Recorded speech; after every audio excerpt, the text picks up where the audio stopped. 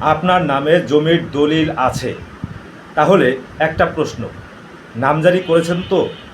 অনেকেই মনে করেন যে দলিল হলেই সব শেষ, কিন্তু বাস্তবে দলিল আর নামজারি এক জিনিস নয়। নামজারি না করলে ভবিষ্যতে জমি নিয়ে নানা প্রশাসনিক ও আইনি জটিলতায় পড়তে হতে পারে। প্রথমে জেনে নিন নামজারি বা মিউটেশন কী। কোনো ব্যক্তি জমি ক্রয়, উত্তরাধিকার, দান, হেবা, বিনিময় বা আদালতের ডিক্রির মাধ্যমে মালিক হলে সেই নতুন মালিকের নাম সরকারি ভূমি রেকর্ডে অন্তর্ভুক্ত করার প্রক্রিয়াকে নামজারি বা মিউটেশন বলা হয়। নামজারি কেন করবেন?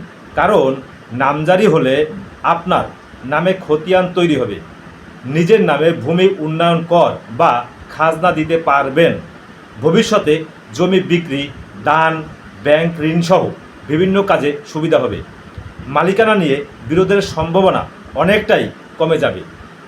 এবার আসি সবচেয়ে গুরুত্বপূর্ণ প্রশ্নে, নামজারি করবেন কিভাবে? বর্তমানে নামজারি করার সবচেয়ে সহজ উপায় হলো অনলাইনে আবেদন করা। প্রথমে ই মিউটেশন পোর্টালে প্রবেশ করুন। সেখানে একটি অ্যাকাউন্ট খুলে আবেদন ফর্ম পূরণ করুন। এরপর প্রয়োজনীয় কাগজপত্র যেমন দলিলের কপি, এনআইডির কপি, প্রযোজ্য ক্ষেত্রে ওয়ারিশ সনদ বা অন্যান্য প্রয়োজনীয় দলিল আপলোড করুন এবং জমা দিন। এরপর আবেদনটি সংশ্লিষ্ট সহকারী কমিশনার ভূমি অফিস যাচাই করবে। প্রয়োজন হলে মাঠে তদন্ত করা হবে। সব কিছু ঠিক থাকলে আপনার নামে নামজারি খতিয়ান ইস্যু করা হবে। মনে রাখবেন, জমি কেনার পর শুধু দলিল করলেই দায়িত্ব শেষ নয়। যত দ্রুত সম্ভব নামজারি সম্পন্ন করুন।